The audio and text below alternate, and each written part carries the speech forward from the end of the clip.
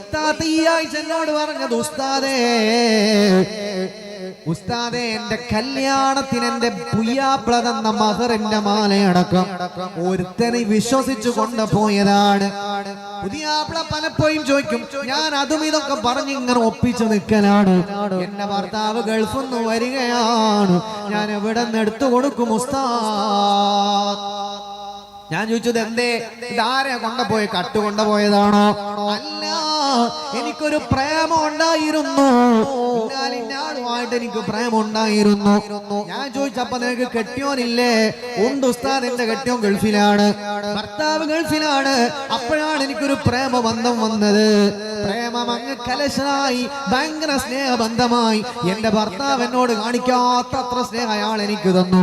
അങ്ങനെ ഞങ്ങൾ കാടലായി, ചിരിക്കലായി, യാത്രയാവലായി, ഒരുമിച്ച് കറങ്ങലായി. എന്റെ കുഞ്ഞിനെ എന്റെ വീട്ടിലേൽപ്പിച്ചുകൊണ്ട് ഞാൻ അവന്റെ കൂടെ പല കാരണങ്ങളും പറഞ്ഞ് ഞാൻ ഇങ്ങനെ യാത്രകളായി. അവസാനം ഓരോ തവണ പണയോ വെക്കാനെന്ന് പറഞ്ഞ് എന്റെ സ്വർണങ്ങളെല്ലാം എടുത്തോണ്ട് പോയി. 23 പവൻ കൊണ്ടുപോയി. അവസാനം എന്റെ 3.5 പവൻ എന്റെ മഹറുമാല, എന്റെ ഭർത്താവ് തന്ന മഹറുമാല അവന് കൊണ്ടുപോയി ഉസ്താദ്.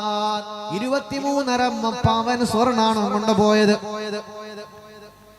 എന്റെ കയ്യിൽ എനിക്ക് കാതിലത്തെ ഒരു കമ്മലുണ്ട്, ഒരു വളയുണ്ട്, ഒരു കാൽമ ചുറ്റുന്ന സാധനമുണ്ട്.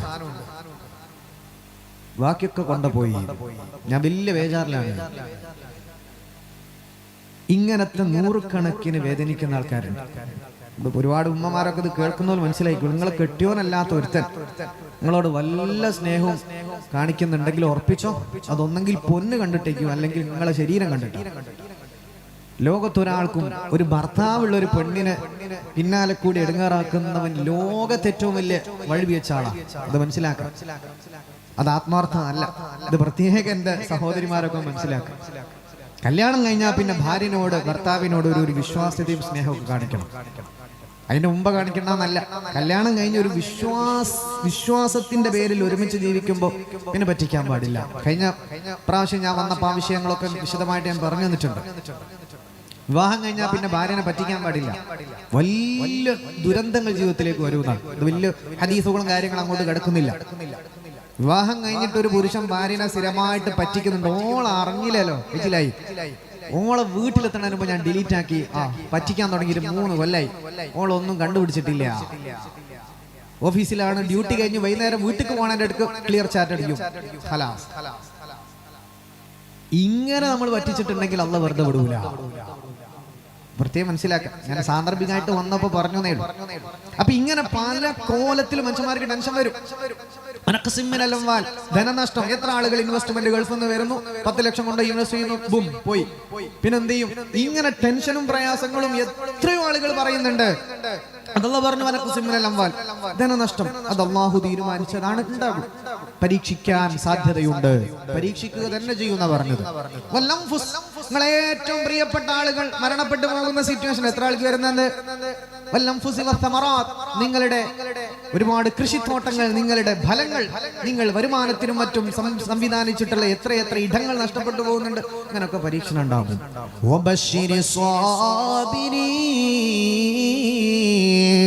ക്ഷമയാണ്, ക്ഷമയോടെ നിന്നോ, സന്തോഷം വരാനുണ്ട് എന്ന് പരിശുദ്ധ ഖുർആൻ. ആർക്കാണത് ക്ഷമിക്കാൻ പറ്റുന്നത്?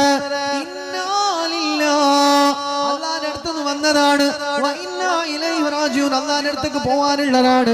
എത്രയുണ്ടായാലും എത്ര നേടിയാലും രമ്യഹർമ്യമാണെങ്കിലും അല്ലാഹ് നിന്റെ 6 അടി മണ്ണല്ലാതെ അതിനപ്പുറം ഒരു 3 തുണിയല്ലാതെ ഒന്നും എന്റെ കൂടെ വരൂല. ആ ബോധവും ഈമാനും ഉണ്ടെങ്കിൽ പിന്നെ ടെൻഷൻ പകുതി അങ്ങ് പോകും. അള്ളാന്റെ വിധിയാണ്, അള്ളാന്റെ വിധിയാണ്. അബൂ സുലൈമാൻ എന്നവരുടെ മക്കൾ മരിച്ചുപോയി. 1, 2, 3 മക്കൾ ഒന്നിച്ച് മരിച്ചുപോയി. തഅസിയത്തിന്റെ ടൈം ഉണ്ട്, 3 ദിവസം കഴിഞ്ഞിട്ട് അബൂ സുലൈമാൻ എന്നവര് ദർസിക്ക് മടങ്ങി വന്നു. ശിഷ്യന്മാരെ ചോദിച്ചു, അല്ല ഉസ്താദ്, നിങ്ങൾ എങ്ങനെ ഇത് മാനേജ് ചെയ്തു? നിങ്ങളെ മക്കളല്ലേ ഈ മരിച്ചുപോയത്? മഹാനായ അബൂ സുലൈമാൻ തങ്ങൾ പറഞ്ഞു, ഇന്നാ ലില്ലാഹ് ശിഷ്യന്മാരെ, നമ്മൾ അള്ളാന്റെ അടുത്തുനിന്ന് വന്നതല്ല, അള്ളാന്റെ അടുത്തേക്കല്ല എന്റെ മക്കള് പോയത്. പിന്നെ എന്തിനാ ഞാൻ ടെൻഷൻ അടിക്കുന്നത്? ഞാനും നിങ്ങളും പോകുന്നത് പോകേണ്ടവരല്ലയോ?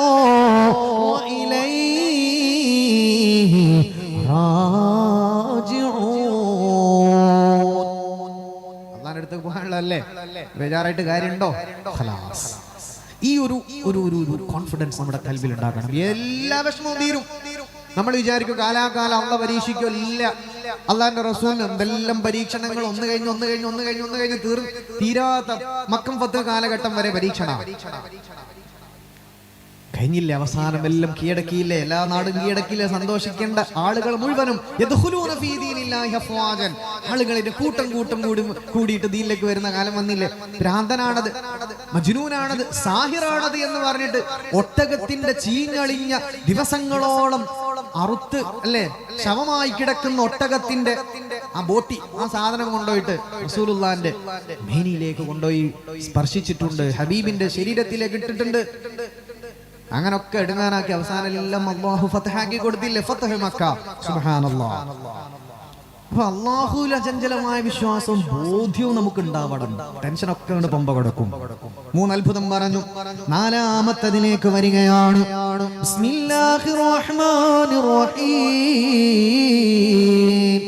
സൂറത്തിന്റെ ഇടയിലൂടെയുള്ള ഭാഗം പറയാണെങ്കിലും അവിടെ ബിസ്മി ഓതാമെന്ന അഭിപ്രായമുണ്ട്, ഓതേണ്ടതില്ല എന്നുമുണ്ട്. അവലം യറല്ലദീന കഫറൂ അന്നസ്സമാവാതി വൽ അർള് കാനതാ റത്ഖാ.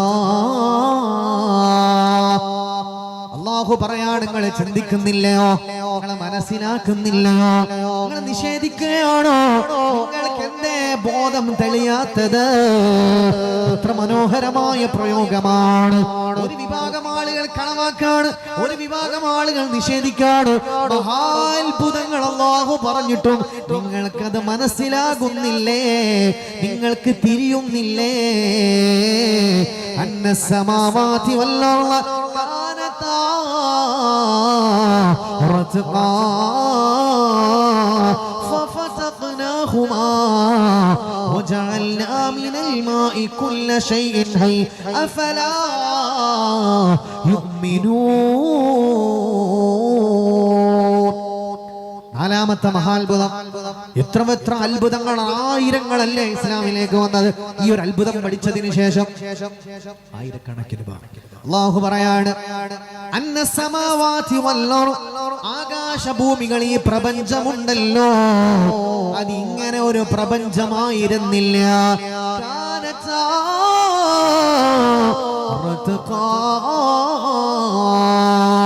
അതെല്ലാം ഒട്ടിപ്പിടിച്ചൊരു സിംഗുലാരിറ്റി ആയിരുന്നു. പിന്നീട് നാം അതിനെ വേർപ്പെടുത്തിയതാണ്. ഇത് പറഞ്ഞപ്പോ അന്ന് എന്താ സംഭവിച്ചതെന്നറിയോ? നാട്ടുകാര് മൊത്തം വന്നിട്ട് റസൂലുള്ളാഹിനെ ഭ്രാന്താ, ഇന്നക ലമജ്നൂൻ, അതൊരു ഭ്രാന്തനാണ് എന്ന് നബി തങ്ങളെ വിളിക്കുകയാണ്. എന്ത് മണ്ടത്തരാണ് അയാൾ പറയുന്നത്? ആകാശഭൂമികൾ ഒട്ടിപ്പിടിച്ച പോലെയാണ് എന്ന മണ്ടത്തരമാണ് മുഹമ്മദ് പറയുന്നത് എന്ന് മുത്തുനബി തങ്ങൾ അവഹേളിക്കുകയാണ്. ആകാശവും ഭൂമിയും ഇങ്ങനെ ഒട്ടിപ്പിടിച്ച കോലാണ്. ഇതെങ്ങനെ ഒറ്റയടിക്ക് ഇങ്ങനെ ആകാശവും ഭൂമിയും ഒന്നും ഉണ്ടായതല്ല. എന്ന് വെച്ചാൽ ഈ പ്രപഞ്ചം നിങ്ങൾ ഈ കാണുന്ന പോലെ ഒന്നും അല്ലേനു പണ്ട്.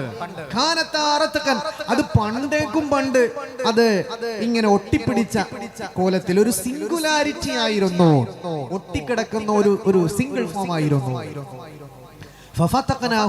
പിന്നെ നമ്മൾ അതിനെങ്ങനെ വേർപ്പെടുത്തി ഭൂമിയാക്കി, ആകാശം ഉണ്ടാക്കി, മറ്റു നക്ഷത്രങ്ങൾ ഉണ്ടാക്കി, നെബുലകൾ, ഗാലക്സികൾ. ലോകത്ത് ഒരുപാട് ഗ്രഹങ്ങളുണ്ട്, ലക്ഷക്കണക്കിന് ഗാലക്സികളുണ്ട്, ഒരുപാട് പ്രപഞ്ചങ്ങൾ, മൾട്ടിവേഴ്സ് എന്നാണ് ഇപ്പൊ പറയുന്നത്. ഇതൊക്കെ അള്ളാഹു പറയാണ് ഇതെല്ലാം ഒന്നായിരുന്നു. അക്കാലത്ത് ഇത് കേട്ടാൽ ഭ്രാന്താന്ന് തോന്നും. ആകാശവും ഭൂമി ഒട്ടിപ്പിടിച്ചിട്ടോ? അതെങ്ങനെ? അത് പിന്നെ എങ്ങനെ വേർപെട്ട് പോകാണ് എന്ന് പറയുമ്പോ ഇന്ന് മണ്ടത്തരാണ് പറഞ്ഞത് അന്ന് പറഞ്ഞു. 1919 സുബ്ഹാനല്ലാഹ് പ്രപഞ്ചത്തിന്റെ ഉൽപ്പത്തിയെ പറ്റി ഇന്നും തിരുത്തപ്പെടാത്ത ലോകത്ത് കൺഫേമായ ഒരുപാട് പരീക്ഷണങ്ങൾക്ക് ശേഷം വന്നിട്ടുള്ള മഹാസിദ്ധാന്തങ്ങൾ വരികയാണ്. 1919 അക്കാലത്ത് ഒരു ഗ്രാവിറ്റേഷണൽ റെഡ് ഷിഫ്റ്റ് എന്ന് പറഞ്ഞ് ഞങ്ങൾ ഗൂഗിൾ ചെയ്യുന്നതൊക്കെ പഠിക്കാൻ പറ്റുമേ? ഞാൻ അതിന്റെ ഹിന്റ് മാത്രമേ തരുന്നുള്ളൂ, ഞാൻ കാണിച്ചു തരാൻ പറ്റുമായിരുന്നു, അതില്ലാത്തോണ്ട് പറഞ്ഞു ഫലിപ്പിക്കണം. ഓക്കെ. അപ്പോ 1919 ശാസ്ത്രജ്ഞന്മാരൊക്കെ വന്നിട്ട് ഈ പ്രപഞ്ചം എങ്ങനെ ഉണ്ടായി, കുറെ കാലം ഈ പഠനം തുടങ്ങിയിട്ട് പിടുത്തം കിട്ടുന്നില്ല. അപ്പോ ഒരു ഹബിൾ എന്ന് പറഞ്ഞ ഒരു സയന്റിസ്റ്റ് ഉണ്ട്, ഇവിടെ ഫിസിക്സ് ഒക്കെ അറിയുന്നവർക്ക് ചിലപ്പോൾ അത് കത്തും. പുള്ളിക്കാരൻ കണ്ടുപിടിച്ചു. അദ്ദേഹം പറഞ്ഞു, ഇതിന് ഞാൻ നിങ്ങളെ ഭാഷയിലാണ് പറയുന്നത്, അതിന്റെ ടേം പറഞ്ഞു കഴിഞ്ഞാൽ എല്ലാവർക്കും ചിലപ്പോൾ മനസ്സിലാക്കാൻ പറ്റൂല. ആകാശവും ഭൂമിയും നക്ഷത്രങ്ങളൊക്കെ ഇങ്ങനെ അകന്നകന്ന് വികസിച്ചു കൊണ്ടിരിക്കുകയാണ് എന്ന് അദ്ദേഹം കണ്ടെത്തി. ആകാശവും ഭൂമിയൊക്കെ ഇങ്ങനെ സ്റ്റഡി ആയിട്ട് നിൽക്കല്ല, ഇങ്ങനെ പോയിക്കൊണ്ടിരിക്കുകയാണ്. അകന്നകന്ന് പ്രപഞ്ചം ഇങ്ങനെ വികസിച്ച് പോയിക്കൊണ്ടിരിക്കുകയാണ് എന്ന് അദ്ദേഹം കൃത്യമായ എവിഡൻസ് അതിന്റെ അടിസ്ഥാനത്തിൽ കണ്ടുപിടിച്ചു. ആൽബർട്ട് ഐൻസ്റ്റീൻ ഉണ്ടായിരുന്ന അക്കാലത്ത്, പുള്ളി അക്കാലത്ത് ജീവിച്ച ഒരു സയന്റിസ്റ്റാണ്. അദ്ദേഹം അതിന് നേരെ ഓപ്പോസിറ്റ്. പ്രപഞ്ചം ഇങ്ങനെ വികസിക്കുന്നൊന്നുമില്ല, അത് നമുക്ക് പറയാൻ പറ്റൂല. പ്രപഞ്ചം സ്റ്റഡിയാണ്, അനങ്ങാതെ നിൽക്കുക. പ്രപഞ്ചത്തിന്റെ ഉള്ളിൽ മാറ്റമുണ്ട്, ഭൂമി കറങ്ങും, സൂര്യൻ കറങ്ങും ഒക്കെ, എന്നാൽ മൊത്തത്തിലുള്ള പ്രപഞ്ചം അത് അനങ്ങാതെ നിൽക്കുകയാണെന്ന് പറഞ്ഞു. ഓക്കെ, ഉദാഹരണം ഇതാണ് ഇപ്പൊ പ്രപഞ്ചം എന്ന് വിചാരിച്ചു. ഇതിന്റെ ഉള്ളിൽ ചിലപ്പോ കുറെ ആളുകൾ അങ്ങോട്ടും ഇങ്ങോട്ടും കറങ്ങുന്നുണ്ടാകും, പക്ഷെ ഈ സാധനം ഇവിടെ അനങ്ങാതെ എങ്ങനെ നിൽക്കുന്നു. അങ്ങനെയാണ് ആൽബർട്ട് ഐൻസ്റ്റീൻ പറഞ്ഞത്. പിന്നെ തിരുത്തി, അതങ്ങനല്ല, പ്രപഞ്ചം വികസിക്കുന്നുണ്ട്, മൂപ്പരും അംഗീകരിച്ചു. അപ്പോഴേക്ക് ലോകത്തുള്ള മുസ്ലിം പണ്ഡിതന്മാരൊക്കെ ഇളകി. പരിശുദ്ധമായ ഖുർആൻ അത് കൃത്യമായി നേരത്തെ പറയുകയാണ്.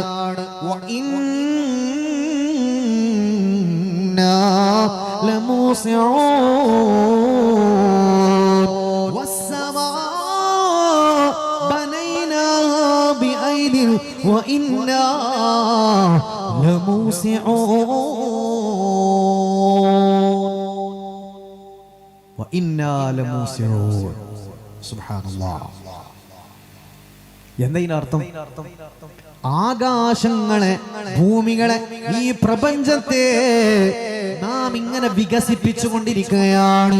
ഇതെല്ലാം ഇങ്ങനെ വികസിക്കുന്നു എന്ന് 14 നൂറ്റാണ്ട് മുമ്പ് എങ്ങനെയാണ് ഇതിൽ വന്നത്? ഇതൊരു മനുഷ്യനെ കൊണ്ടത് പറയാൻ സാധ്യമല്ല. അപ്പൊ ആളുകൾ മനസ്സിലാക്കി,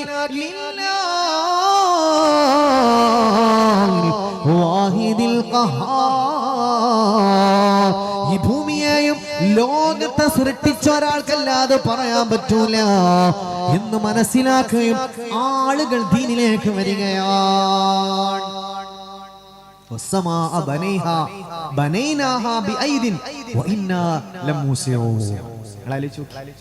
ഇതെങ്ങനെ അന്ന് തിരിഞ്ഞു? ഇതിന്റെയൊക്കെ ഈ ഒരു ഷോക്ക് ഇങ്ങോട്ട് വരണമെങ്കിൽ ഇതിന്റെ കുറച്ച് ഫിസിക്സും കാര്യങ്ങളൊക്കെ അറിയുന്ന ആളുകൾക്ക് അത് ഭയങ്കര ഷോക്ക് ആയിരിക്കും. എഡ്വിൻ ഹബിളിന്റെ എക്സ്പെരിമെന്റ്സ്, അതിനുശേഷം എല്ലാവരും അത് അംഗീകരിക്കുന്നു. ആകാശവും ഭൂമിയൊക്കെ വികസിക്കുകയാണ്.